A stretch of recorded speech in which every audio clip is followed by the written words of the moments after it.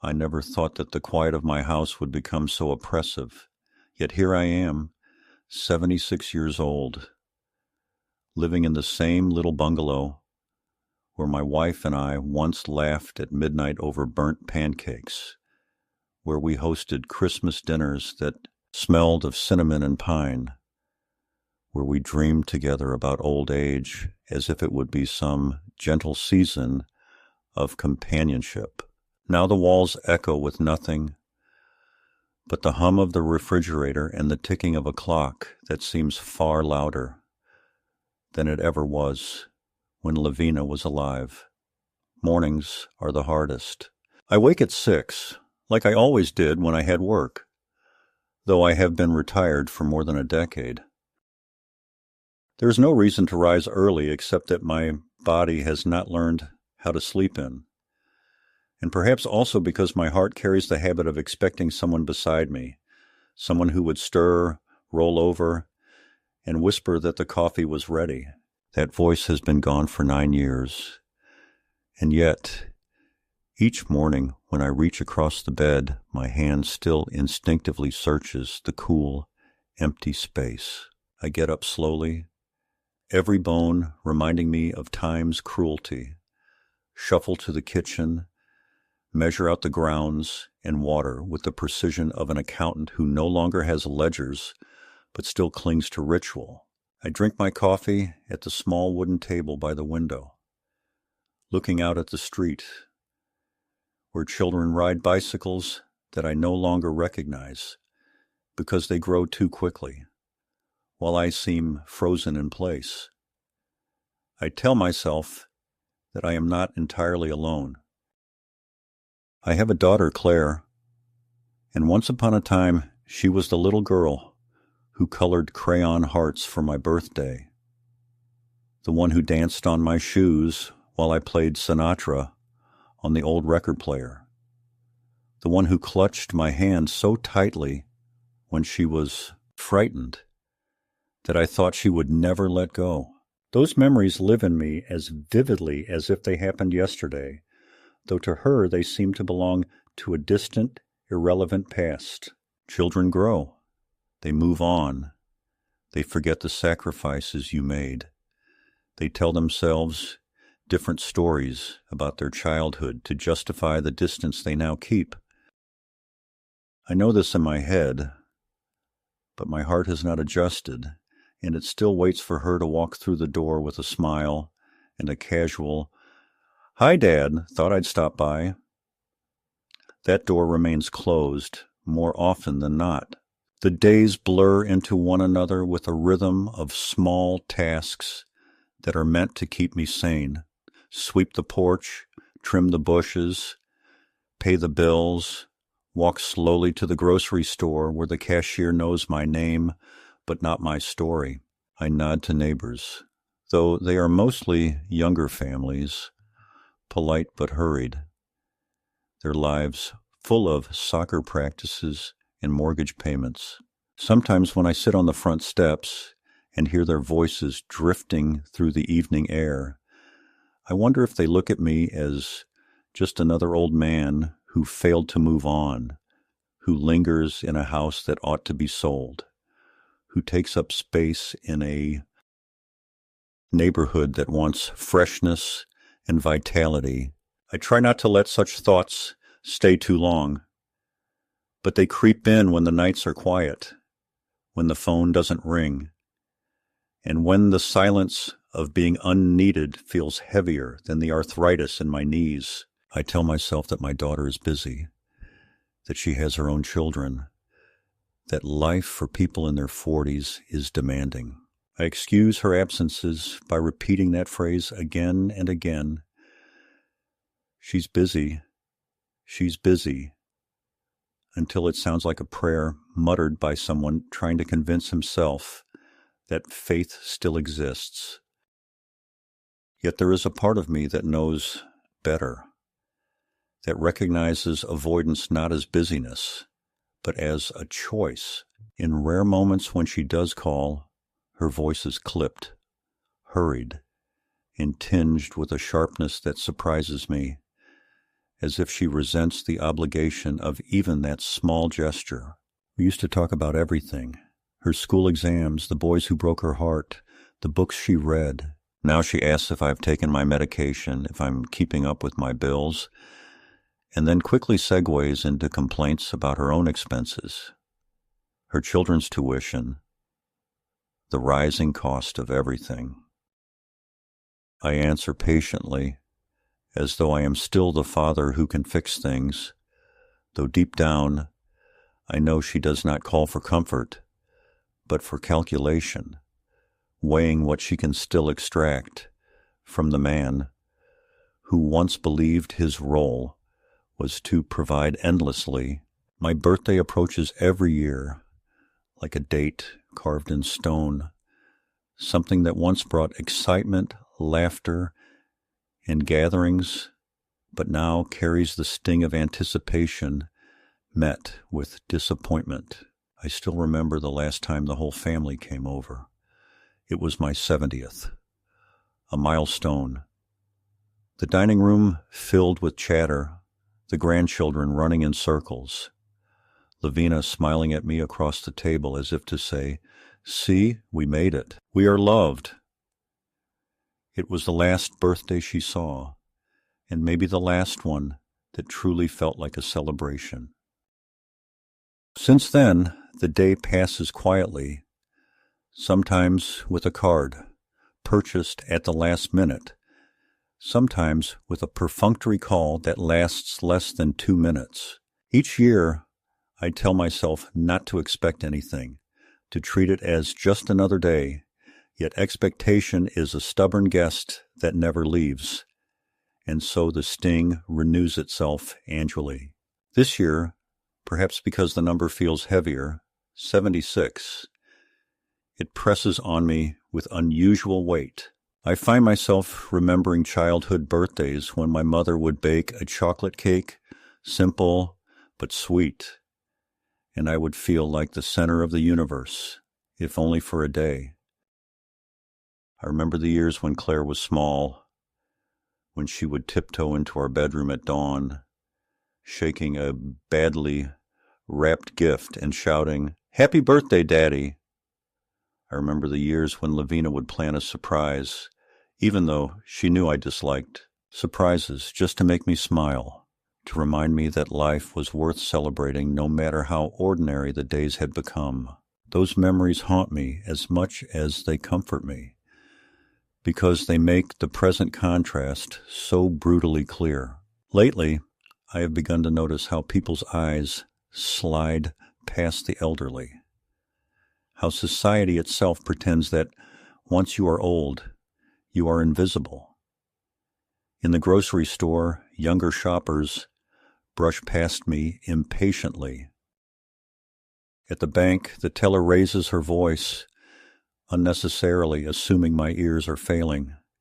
At family gatherings, on the rare occasions I am included, I become furniture, someone to nod at politely, but not to engage with. My daughter herself sometimes speaks to me in that same tone, as though addressing a stubborn child, rather than a man who carried her on his shoulders, who paid for her college education, who sat by her hospital bed when she had pneumonia at 12.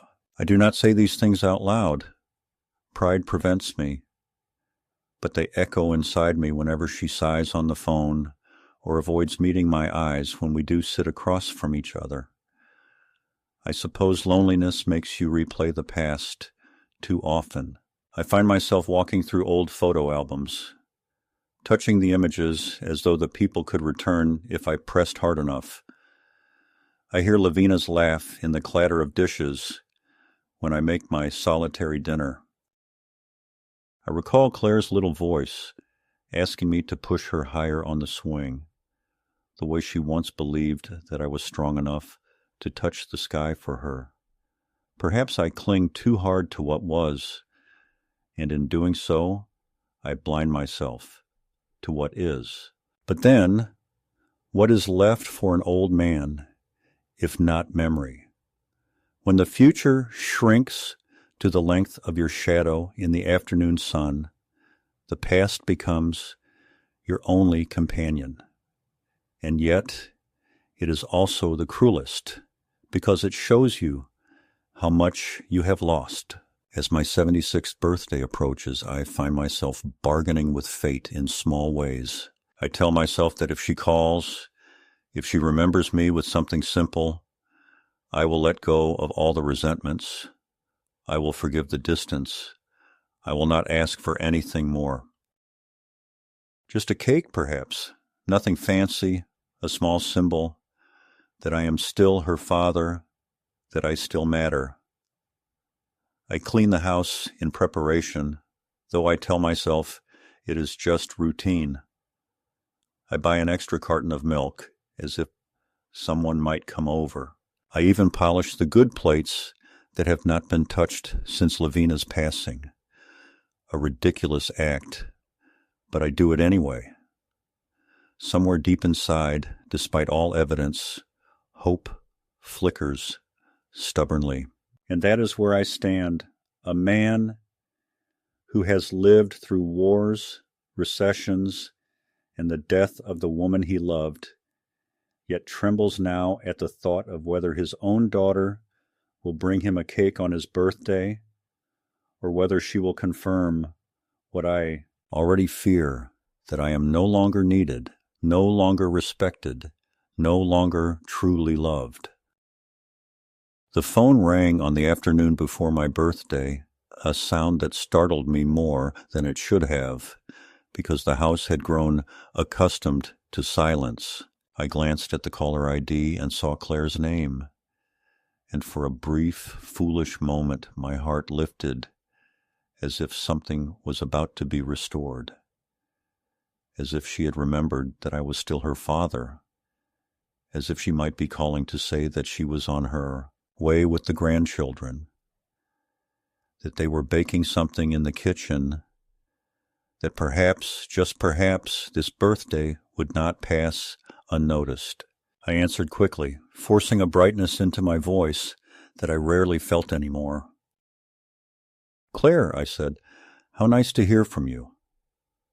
On the other end, there was a pause, a sigh, and then her voice came, sharp, clipped, and edged, with a kind of contempt that cut through me like a cold wind. "Dad, I wanted to call before tomorrow," she began, and for a heartbeat I thought it was a prelude to kindness, until she continued, "But don't expect anything. You don't deserve a birthday cake, not after everything." The words stunned me. I actually pulled the receiver away from my ear, staring at it as though the phone itself had betrayed me, as though perhaps I had misheard. "What do you mean?" I asked softly, my throat tight. She laughed, not warmly, but with bitterness. "Exactly what I said. You don't deserve to be celebrated. You never earned it. Not with the way you treated Mom. Not with the way you've treated me. You've spent your life pretending to be some noble martyr, but really you were selfish, controlling, and impossible. Do you really think a cake fixes all of that?" My knees weakened, and I sat heavily at the kitchen table, staring at the patterns of scratches in the wood that had been carved by decades of use. I remembered Lavina's hands smoothing a tablecloth there, remembered Claire's crayons scattered across it when she was small, remembered long evenings of conversation.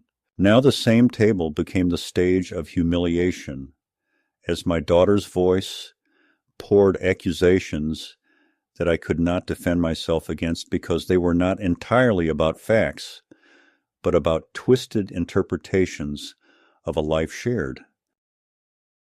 "You were never there for me," she continued, her tone rising.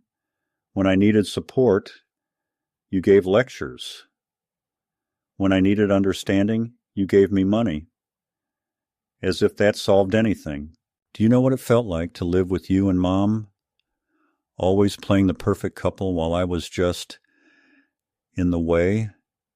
You think because you paid bills and sat in your chair after work?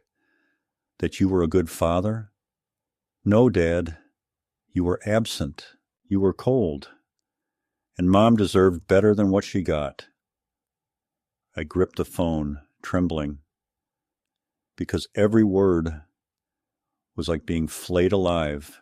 Lavina had never once said she was unhappy.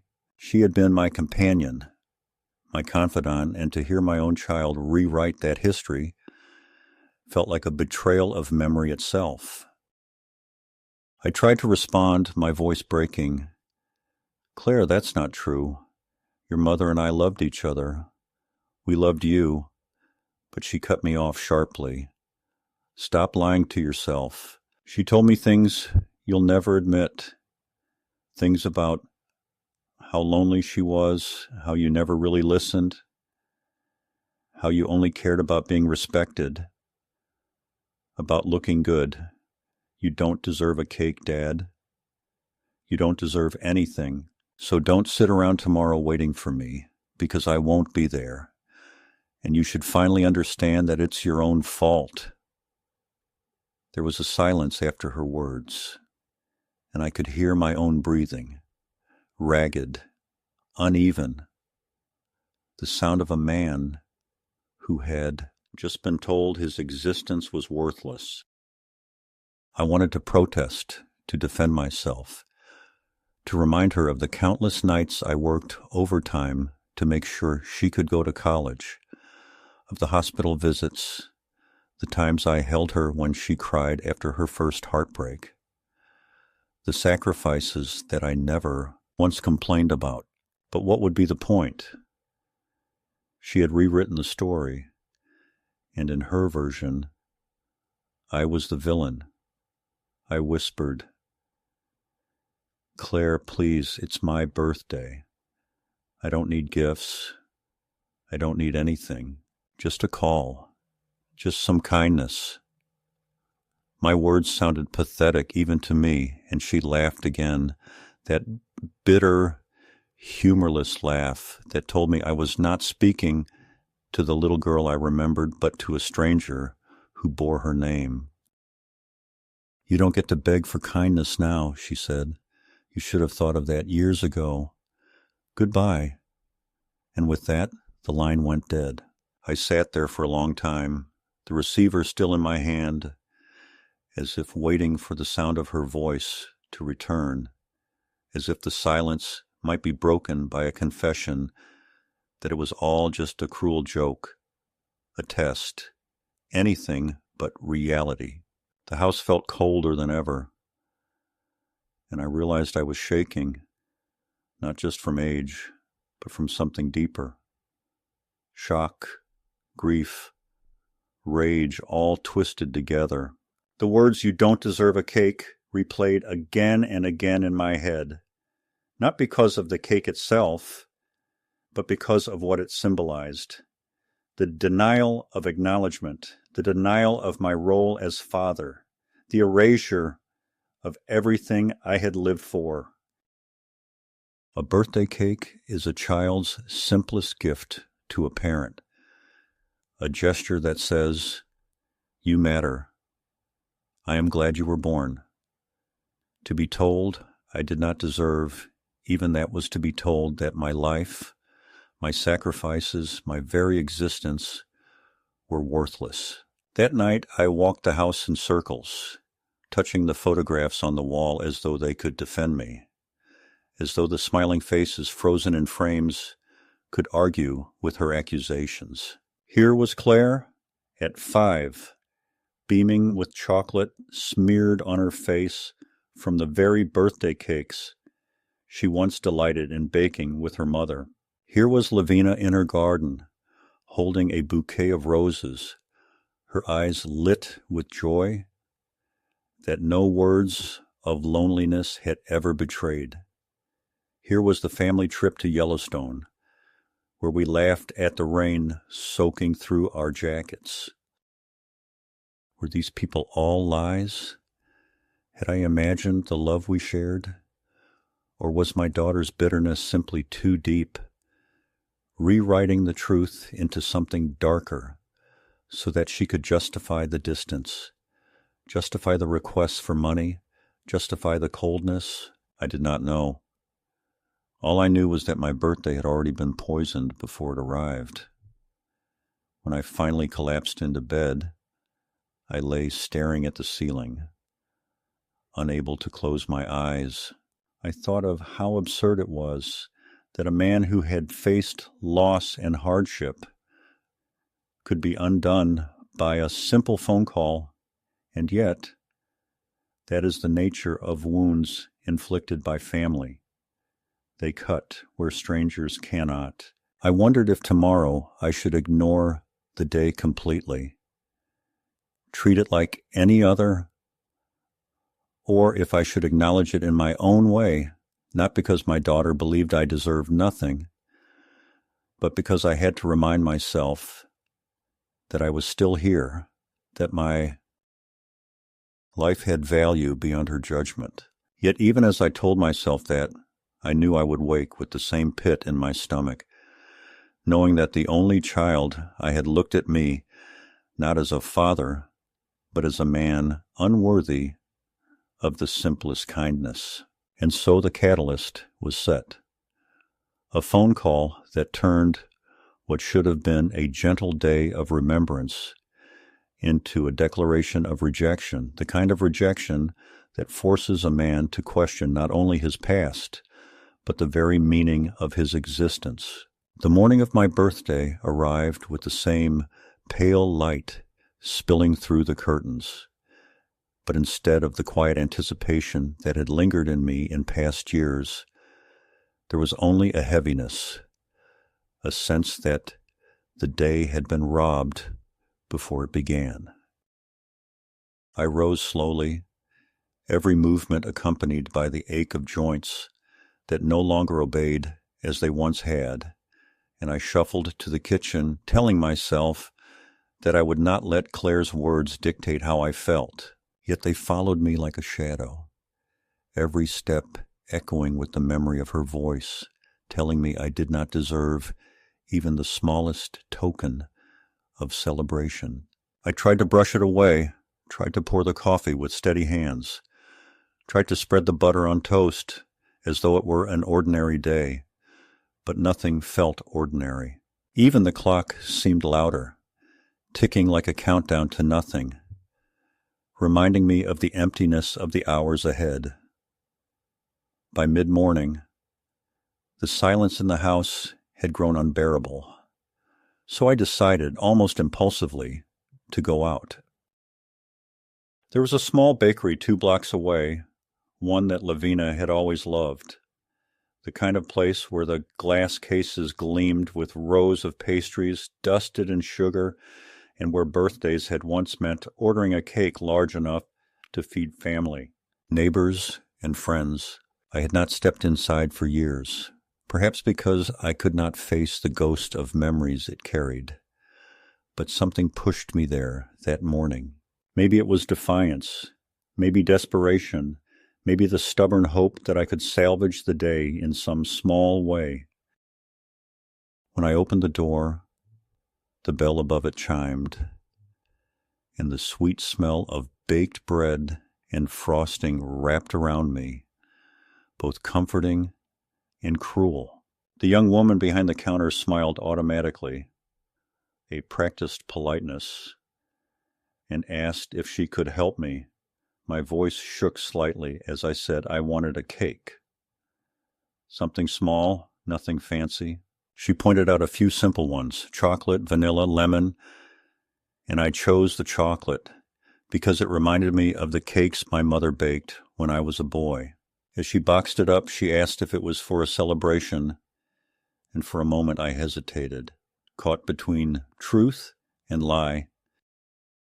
Finally, I admitted, "It's my birthday." She smiled again, said, "Happy birthday," in that cheerful but impersonal way strangers do, and slid the box toward me. I thanked her, paid, and walked out, carrying the weight of that box as though it were a fragile piece of dignity I was determined not to let slip. Back home, I set the cake on the table and stared at it. The absurdity of the situation struck me. I was a 76-year-old man buying his own birthday cake because his only daughter had declared him undeserving of one. I lit a single candle I had found in the drawer, left over from years past, and I sat alone at the table, watching the flame flicker. For a long moment, I could not bring myself to blow it out. It felt childish, foolish, almost humiliating. But then I closed my eyes and made a wish, not for wealth, not for health, not for anything grand, but simply for peace. Peace from the bitterness of my daughter's voice. Peace from the weight of disappointment. Peace from the gnawing loneliness that consumed me. I blew out the candle, the smoke curling into the air, and I cut myself a slice, tasting chocolate and memory and something bitter that no sugar could mask. I thought that would be the end of it, that I would put the cake away and let the day dissolve into silence. But fate had another turn prepared. Around noon, my phone buzzed with a message. For an instant, hope flared. Perhaps Claire had reconsidered. Perhaps she would soften her words. Perhaps she would at least send me a note of civility. But when I opened it, the words on the screen made my heart sink deeper than before. By the way, she wrote, I need $10,000 this week. My car is about to be repossessed, and I can't deal with this right now. You know you've always helped before. Don't make me beg. Just transfer it today. No happy birthday, no acknowledgement of the day at all, just a demand, as though my only purpose was to continue feeding her bottomless well of needs. I sat staring at the screen, feeling something shift inside me, something that had been dormant but was stirring awake. For years, I had said yes to everything. Tuition bills, mortgage help, credit card debt, vacations she claimed she needed for her mental health. I had written check after check, telling myself that was what fathers did, that providing was an act of love, that maybe someday she would see it as such and respond with gratitude. But gratitude had never come. Instead, there was always another request, another crisis, another reason why I had to sacrifice so she could maintain a life that seemed perpetually unstable. I felt the weight of all those years pressing on me as I read her message again on the very day she told me I did not deserve a cake. She also demanded money, as if my worth could only be measured in dollars and never in love. I did not reply, not immediately. Instead, I walked to the desk in the corner of the living room, pulled open the drawer, and took out the old folders I had kept, thick with receipts, statements, and notes. I spread them across the table, and as I flipped through them, I began to see the pattern with a clarity I had long ignored. Here was the check for her first car, written 25 years ago. Here was the tuition payment for graduate school. Here was the contribution for the down payment on the house she later sold without so much as inviting me to step inside. Here were the credit card bills she had accidentally racked up, the medical expenses she claimed insurance would not cover, the endless small withdrawals that had eaten away at the savings I once thought would carry me comfortably through old age. I added the numbers roughly in my head, and the total staggered me. Hundreds of thousands over the years, all given without hesitation, all justified in the name of love. And yet, here I was, alone, accused, and dismissed. The more I looked at the papers, the more my hands trembled, not from weakness, but from anger, an anger I had not allowed myself to feel until now. It was as though a veil had been lifted, and I saw my relationship with Claire not as a bond of love, but as a long pattern of manipulation and dependence. She did not call to share her life, to bring me joy, or even to offer companionship. She called when she needed, and when she did not need, she disappeared. And when I hoped for something as simple as a cake, she turned it into a weapon, a reminder that my only value to her was financial. I stared at the text again, the demand for $10,000, and for the first time in years, I felt no compulsion to respond.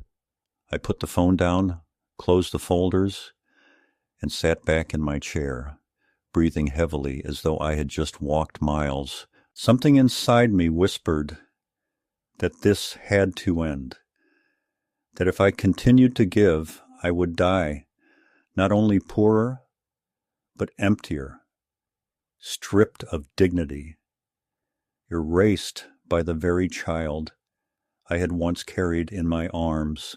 The first escalation had arrived, and it was not just in her cruelty, but in my awakening. For the first time, I understood that saying no was not selfishness, but survival. That perhaps I still had the power to reclaim the fragments of respect she had long denied me. The afternoon sun dipped lower, casting shadows across the room, and I sat there staring at them as though they were symbols of the years passing. I realized that if I did nothing, if I sent her the money again, I would be confirming her view that I deserved nothing more than to be used.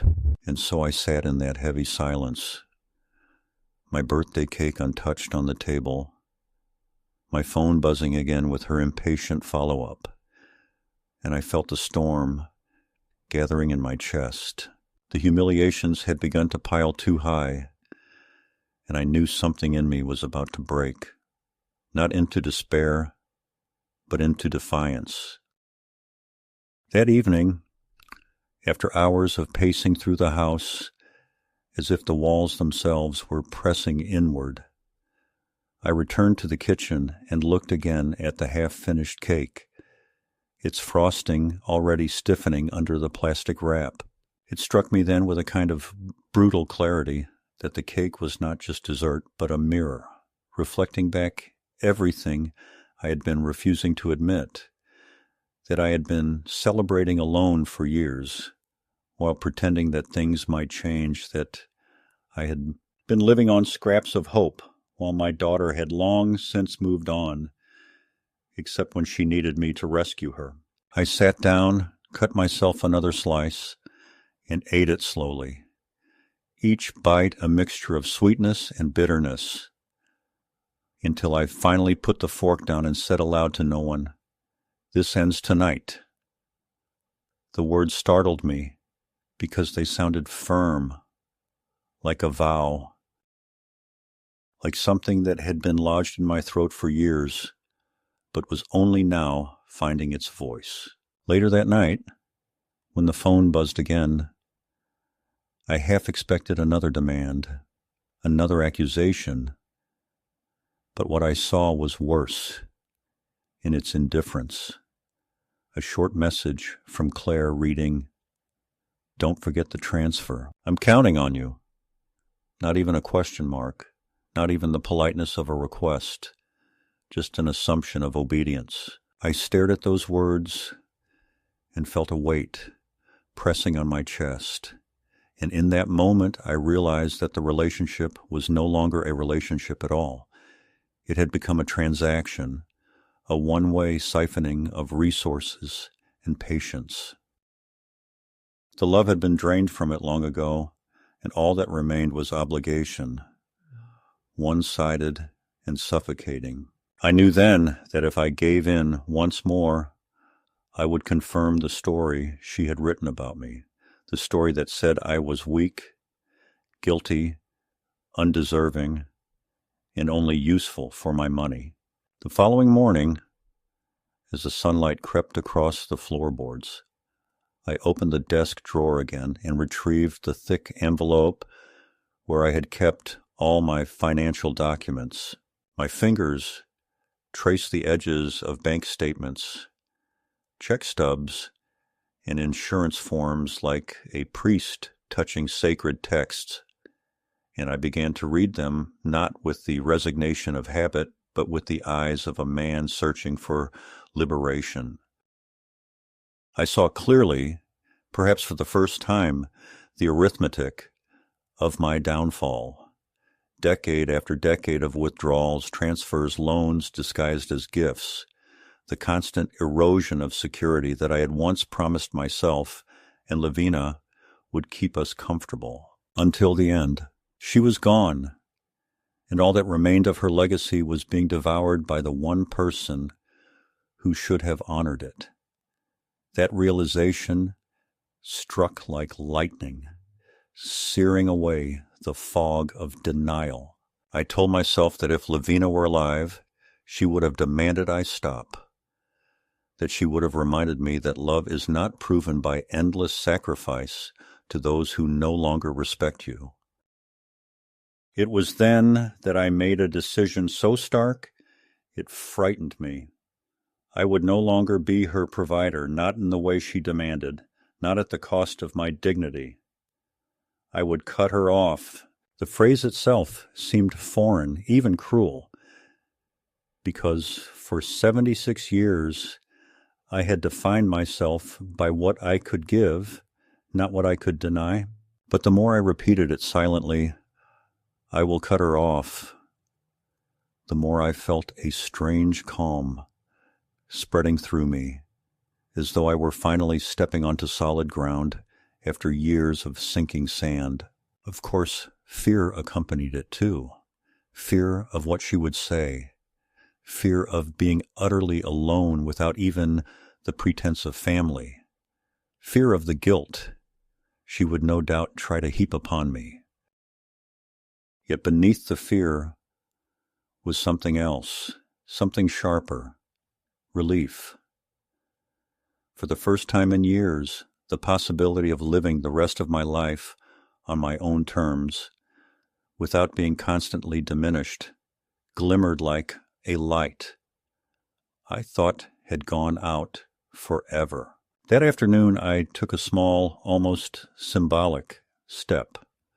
I walked into the bank where the tellers still recognized me, and I asked to speak with a manager.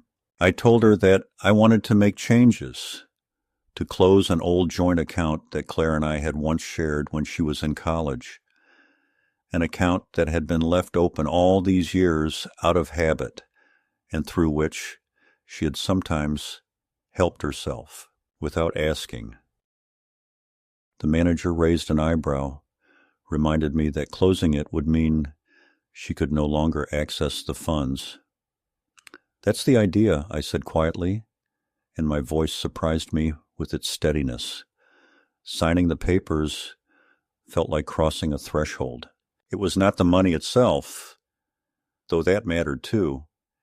It was the act of reclaiming control, of saying that I was not simply a resource to be mined until nothing remained. When I walked out into the sunlight again, the air felt different, cleaner, as though the world had shifted slightly on its axis. That night, as I sat once more at the table with the shrinking cake, I realized I was not mourning the loss of my daughter's affection, because in truth it had been gone for a long time, but mourning the illusion I had carried, the illusion that someday she would remember who I was to her, that someday she would treat me with the warmth she once did as a child. Letting go of that illusion hurt more than her words, because it meant admitting that the family I longed for no longer existed. But in the same breath, It also meant I was free to shape whatever remained of my life without waiting for scraps of love that would never come. That was the midpoint, the crisis that stripped away the last of my denial, the realization that my daughter had already cut me off in every way that mattered, and that the only thing left for me to do was to make it official, to accept it, and to act on it. The day after I closed the account, I woke with the peculiar calm that follows a sleepless night, the kind of calm that is not peace, but the exhaustion of a man who has decided to stop pleading with a door that will not open, and yet the world did not. Wait for me to gather strength, because the world never does. So I made coffee and tried to let the steam on my glasses be the worst indignity I suffered before noon. And for a few quiet minutes, I believed I might carry this new resolve like a hidden talisman. Then the doorbell rang with an insistence that belonged not to neighbors or delivery men, but to people who think they are owed entry. And when I opened it, there stood Claire, not with flowers or an apology, but with her purse clamped under her arm like a briefcase and a hard set to her mouth that I recognized from the years when she learned that anger draws blood faster than tears. She swept past me without waiting to be invited and began speaking before I had finished closing the door, telling me that I had humiliated her, that the bank had called to alert her that the old account was shut, that I had blindsided her on a day when she had real problems, and I asked her to sit, to breathe, to speak to me like a daughter to a father, but she remained standing, glaring as if I were a landlord raising the rent, and she delivered the phrase that announced the second movement of this grim symphony. If you're going to act like a child, then I'll have to treat you like one. I told her I was tired of being reduced to an ATM with a pulse, that the constant demands had eroded what little closeness we still had, that closing. The account was not an attack, but a boundary I should have set long ago. And I watched her eyes flick, calculating, not toward my face, but toward the desk where I keep my papers, and I understood with a cold clarity that she had come not for conversation, but for access. When I refused to open the drawer, she shifted tactics with a cruel agility, asking loudly whether I had taken my medication, whether I remembered what day it was, whether I was eating, and she began circling the room, lifting the lid of the garbage can to peer in as if she were collecting evidence for a case I was not yet aware of. I told her to stop, that she was not a social worker, and she announced that perhaps she should call one, that perhaps it was time a professional evaluated my living situation, and I stared at my spotless kitchen and the tidy stack of bills paid on the counter and wondered what disarray she saw except the kind she intended to create. She left with the promise that I would regret my selfishness, and by mid-afternoon the knock on the door was no longer a daughter's fist, but the polite rap of a uniformed officer accompanied by a woman with a clipboard who introduced herself from Adult Protective Services. They had received an anonymous tip, she said with bureaucratic gentleness, about a vulnerable senior who might be neglecting himself, and would I mind if they looked around. I minded very much. But I also knew that refusing would only fan suspicion, so I let them in and endured the tour of my own life, as if I were a tenant being inspected, pointing out the stocked refrigerator, the labeled pill organizer, the smoke. Detectors with fresh batteries each ordinary object suddenly transformed into a defense exhibit. The officer's face softened. The woman checked off boxes and apologized for the intrusion, but the shame did not leave when they did. It lingered like smoke. The knowledge that my daughter had invited strangers to judge me while she refused to see me. The next blow arrived in paper form. A thick envelope from a credit company I had never used, thanking me for opening a line of credit 6 months prior and informing me I was 60 days late on the minimum payment. I sat at the table with that letter and felt the world tilt slightly, as if the floor had shifted, because the signature on the application form enclosed was mine and yet not mine, a clumsy mimic of my name that captured the broad strokes, but none of the rhythm of a hand that has signed taxes and birthday cards for half a century. I called the number, waded through the bright music of recorded cheerfulness, and filed the fraud report that made my mouth taste metallic. And then I pulled every file from my drawer, spread them across the table until the wood disappeared under a grid of my life, and began checking for other anomalies, and I found them. A store card from an electronics retailer in a city I have not visited since Reagan was president. A medical bill with my address, but a clinic I had never heard of. And the sour thought rose that this was not random theft, but close-in betrayal, the kind that requires your mother's maiden name and your first dog and the street where you grew up. I wanted to tell myself that it could not be Claire, that perhaps my mailbox had been rifled or some database had been hacked, but denial is a kind of anesthesia, and it was wearing off because the dates aligned too neatly with her emergencies, and I recalled the afternoon months earlier when she arrived with a stack of forms she said were insurance updates. How she had pressed me to sign quickly because she was late for a meeting. How I had not put on my glasses because I was embarrassed by how long it takes me to focus. How she had gathered the pages and smiled thinly when I asked for copies, promising to email them and never doing so. I felt heat behind my eyes, anger rising not as a flash, but as a slow volcanic surge that threatened to overflow.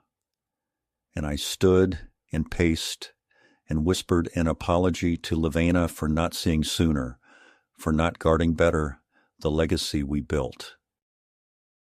To test whether I was imagining patterns, I went to the grocery store, seeking the distraction of ordinary errands. But Claire called while I was in the cereal aisle, her voice amplified by the speaker button I fumbled to turn off, telling me that if I did not transfer the $10,000 by end of day, she would be forced to take steps I wouldn't like.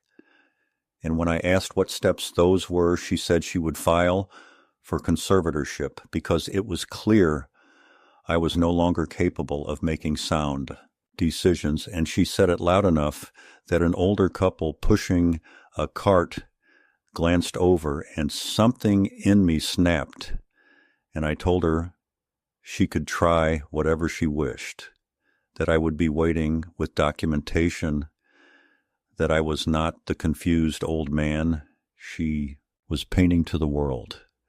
And the couple looked away quickly, as if they had stumbled into a family argument that might stain them.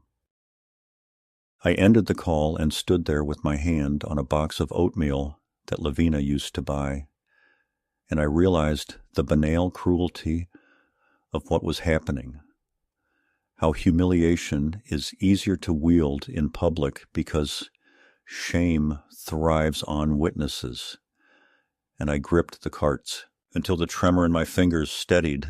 That evening, brought an email, not a message crafted in heat, but something cooler, and calculated a list of conditions under the subject line "Next Steps," in which Claire stated that she would refrain from petitioning the court if I gave her limited control over my accounts for my own protection, signed a new durable power of attorney she had attached as a PDF, and agreed to sell my house within the next 90 days so I could transition into an assisted living community better suited to my needs. She wrote that she had spoken to a notary who could come by the following week, that she had already toured 2 facilities, that she was doing this because she cared, and that if I continued to be unreasonable, she would have no choice but to involve professionals. The words were as bald as they were sinister, and for a long minute I simply watched the cursor blink in the reply window, that tiny metronome measuring out the remaining patience of my life. I did not reply to her. I wrote instead to an attorney whose card I had kept in a kitchen drawer, a man named Rowan, who had handled a neighbor's probate and who had once spoken at the senior center about scams that begin with love and end with signatures. He called me back the next morning, listened without interruption while I laid out the bitter map of the past week, and then, in a voice that did not pity but steadied, he said we would proceed methodically, freeze and monitor all credit, file police, reports for the fraudulent accounts, notify the 3 bureaus, place a passcode on my bank profile, and prepare a letter revoking any old permissions Claire might try to wave like a flag of authority. He asked whether I had ever signed a power of attorney, even years ago during surgery or illness, and I remembered a single-page form from the hospital when Lavina had her biopsy, something we signed hurriedly because the nurse said it was routine. And Rowan hummed softly, the sound of someone tracing a fault line, and told me to bring everything I had to his office and not to speak to Claire until we had our pieces on the board. On my way to see him, I made the mistake of stopping by Claire's house with a small bag of books her sons had left at mine, thinking some gesture of normalcy might pierce the fog. But the front door opened not to grandchildren, but to Claire herself, flanked by her husband, and the look on her face told me I had walked into a theater where the script was already written. She invited me in with a politeness as brittle as spun sugar, offered coffee she did not intend to pour, and announced that they had consulted an elder care specialist who agreed that my cognitive state was concerning, a conclusion she supported by misremembered anecdotes delivered as proof. The time I left my keys in the freezer, which was actually the time I moved them while defrosting roast. The time I forgot the twins' birthdays, which were, in fact, celebrated with checks I could produce. The time I wandered off during a family outing and had to be found, which was a picnic where I walked to the lake to cry for 10 minutes, because Lavina's absence had knocked the wind out of me. Each misrepresentation slotted into place like bricks in a wall she was building to push me behind, and when I tried to speak, she raised a palm and said she was done being manipulated by my performances. In that sterile living room, I saw more clearly than ever what had happened to my daughter, how fear and debt and a long habit of choosing the easier story had hardened into certainty, how she had become someone to whom ends justified means because ends looked like survival. And I realized that asking her for love was like asking a drought for rain. It is not cruelty alone that keeps the sky empty, but a climate that has shifted so gradually you forget what clouds can do. She confessed, not quite directly, but in the words she chose, that her husband had lost a contract months back, that the bank had been unfair about grace periods, that tuition bills had come all at once, that she had covered things by taking on temporary credit. And she shot me a look that said, temporary has a way of becoming permanent when the numbers don't love you. I understood then that my birthday request for a cake had collided with her fear of collapse, that my refusal now felt to her like treason because she had already spent money I had not given her in the currency of expectations. When I stood to leave, she blocked the doorway with a final salvo, telling me that if I continued to be obstinate, she would tell the boys that I had chosen money over family, that I had abandoned them. And the words struck with a force I was not prepared for, because they weaponized the very image that had sustained me through lonely nights. The picture of my grandsons coming to sit at my table, eating pancakes, asking me about the old records, letting me believe I would not end my days as a ghost in my own house. I told her she could tell them whatever she wished, that truth has a way of showing itself eventually, but I could hear my own voice wobble, and she smiled with a satisfaction that frightened me. I left without the books because she had not let me hand them over, and for the first time since Lavina's funeral, I had to pull to the side of the road and sit until the shaking passed. The following morning, the neighbor from across the street knocked to tell me, with the halting kindness of someone who knows gossip hurts, that Claire had posted on a local community page about the heartbreaking challenges of dealing with an aging parent in denial. And my name was not there, but enough identifying details were that any mutual acquaintance would understand, and the comments bloomed with advice and judgments and the smugness of people who mistake certainty for wisdom. I closed the laptop and stood very still until the room stopped spinning, and then I took a pen and a pad of paper and began writing, not a reply to the mob nor a plea to my daughter, but a list of the life I had left. The house deed still in my name. Alone. The pension checks that arrived on the 1st. The friends whose numbers I had allowed to go stale. The church I drifted from after Lavina died. The skills I still possessed for balancing accounts and reading fine print. The list was longer than I expected, and as the lines filled, I felt something like muscle returning to a limb I thought was lost. By the time I met Rowan that afternoon, the second escalation had done its cruel work, and also its necessary one. It had stripped me of the illusion that I could buy my way back into my daughter's warmth. It had forced me into the light, where decisions have to be taken. It had showed me the shape of the enemy and also the shape of myself. Not the tired supplicant, but the man who had once navigated audits and mortgages and the razor edges of life without dropping the people he loved.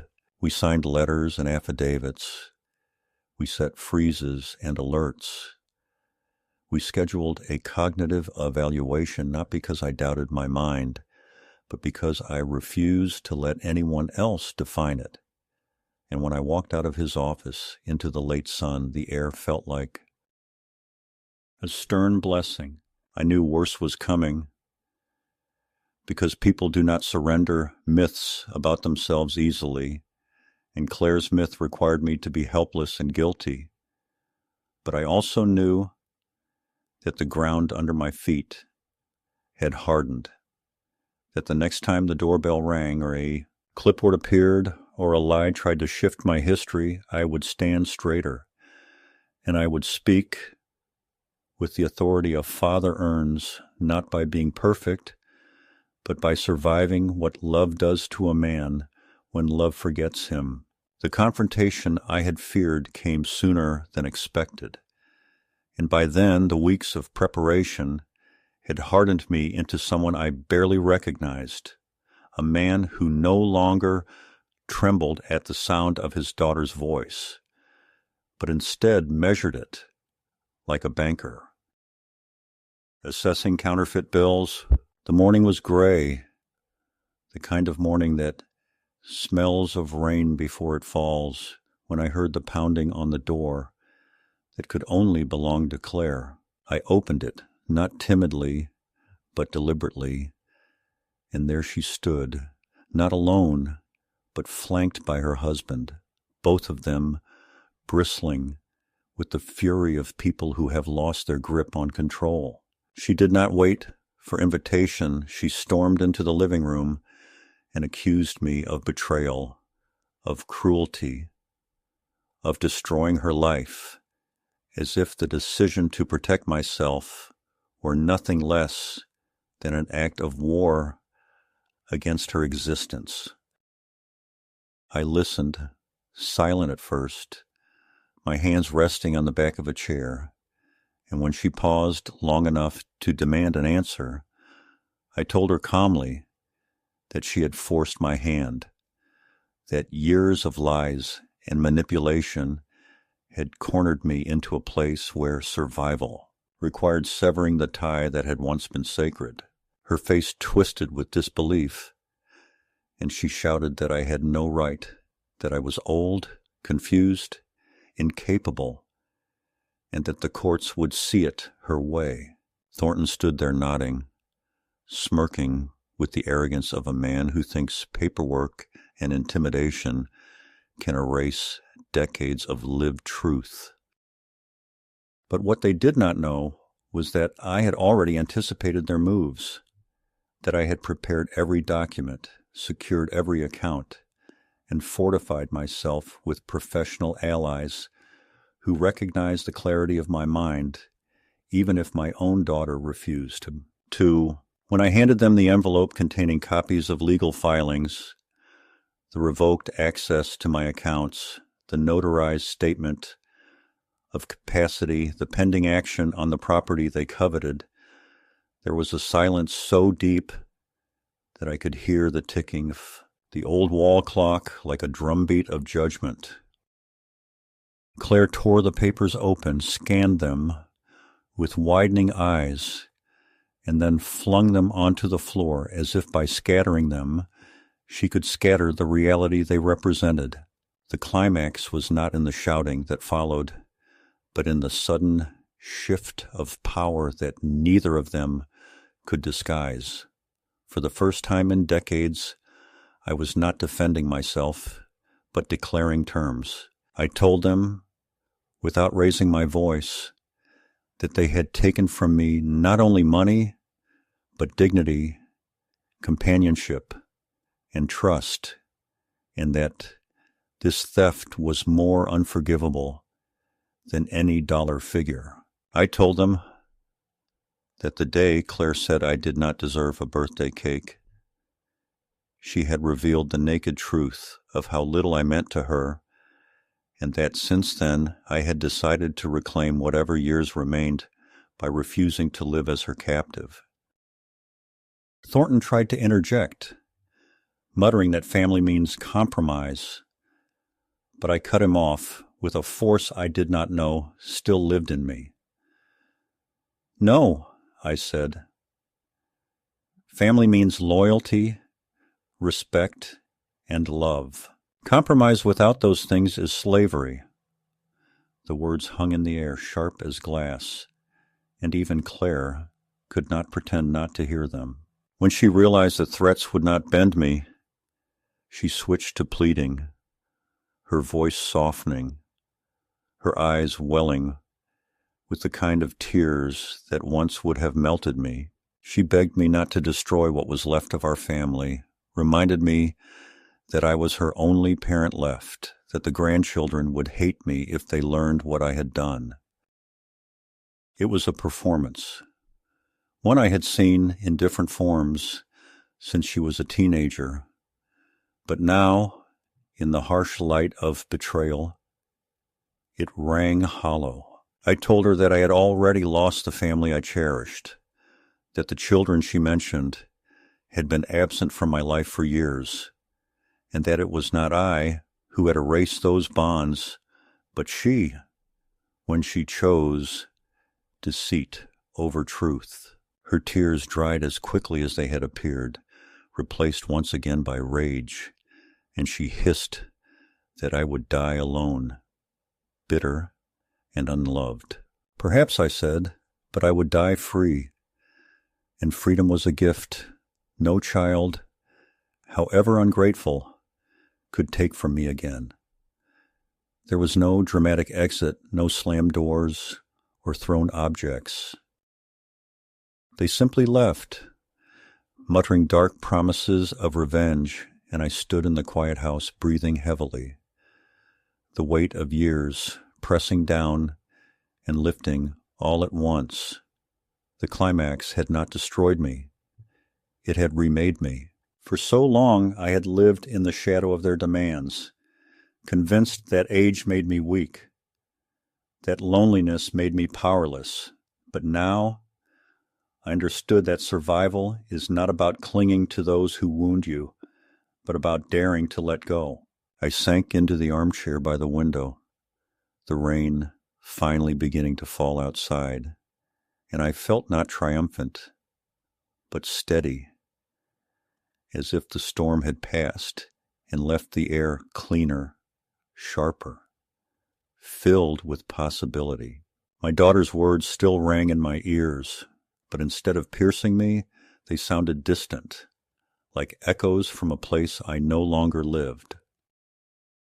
I realized, as the clock marked the closing of that long and brutal confrontation, that I had chosen my own ending.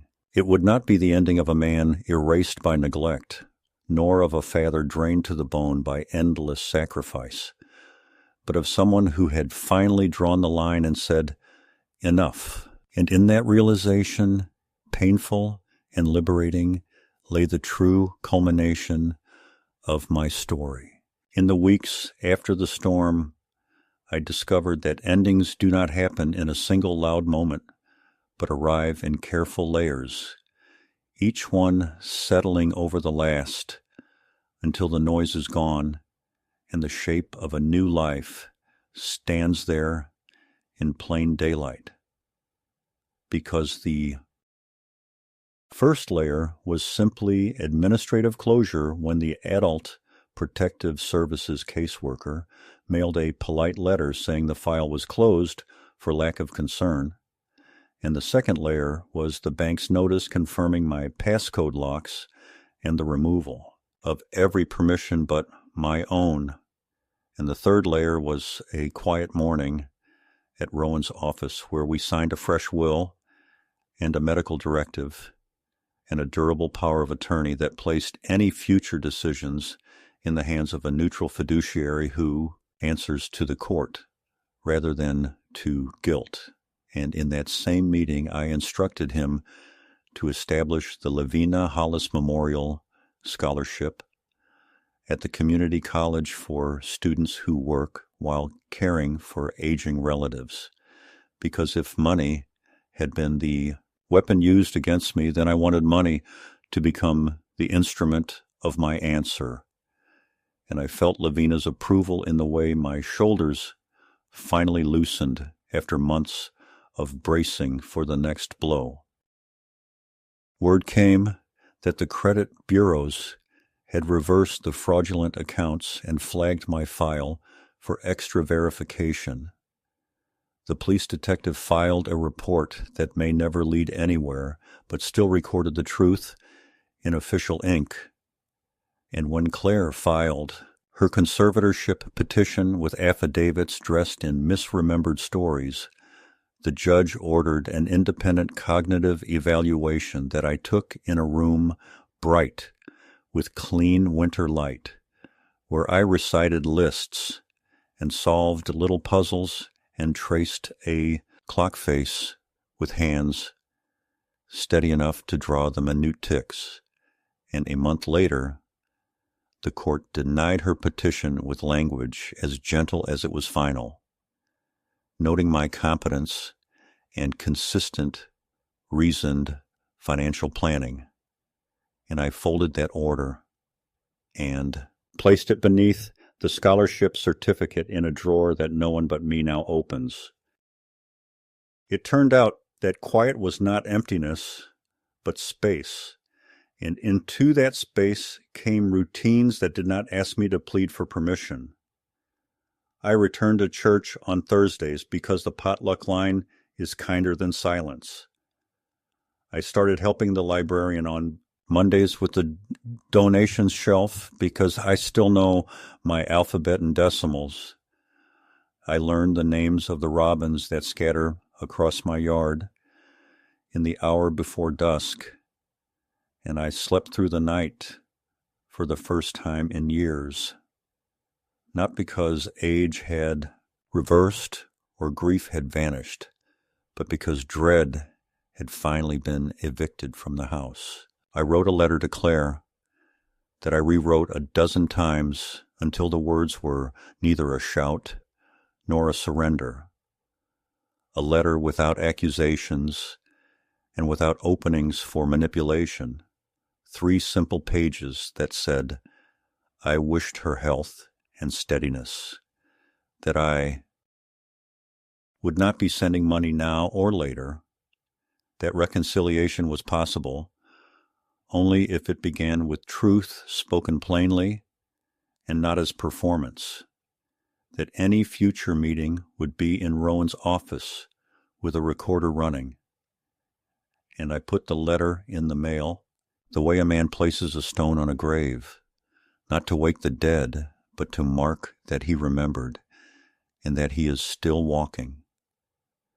Weeks passed, and there was no reply, and I discovered that the absence of an answer is an answer that hurts less each day.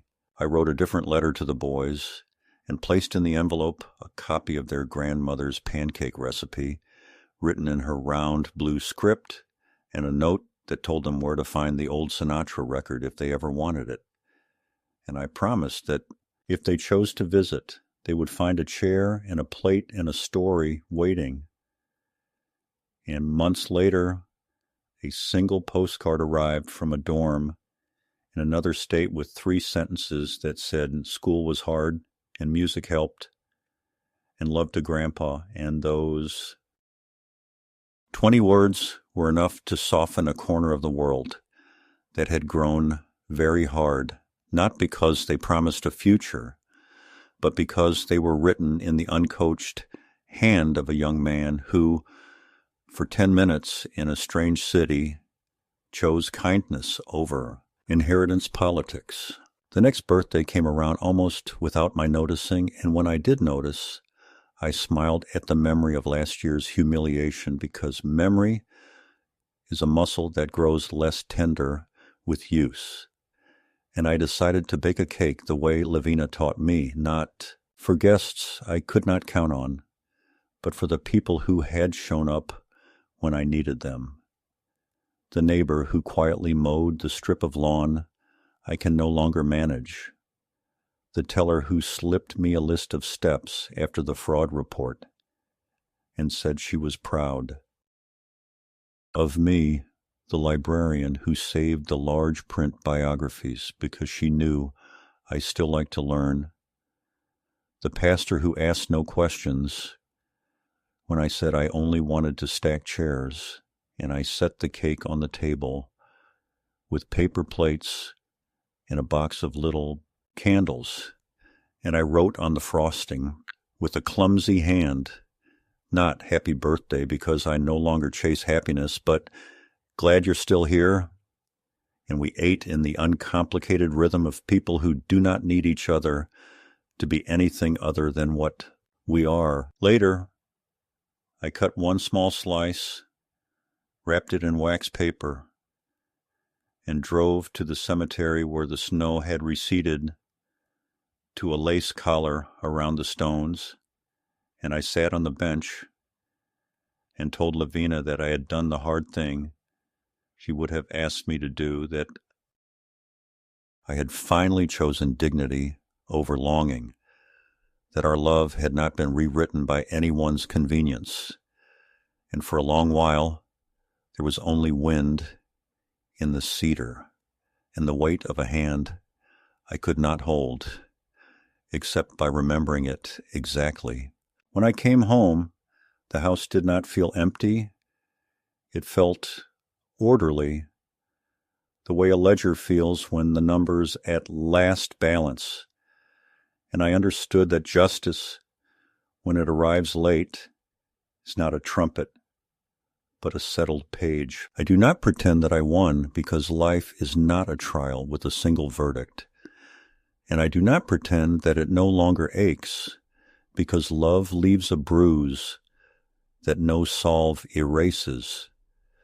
But I live now without begging and without bracing, and I keep the scholarship certificate on the wall near the kitchen, where the morning light warms it first, and on days when the phone is quiet and the sky is generous, I pour 2 cups of coffee out of habit and take one to the window, and I speak my wife's name.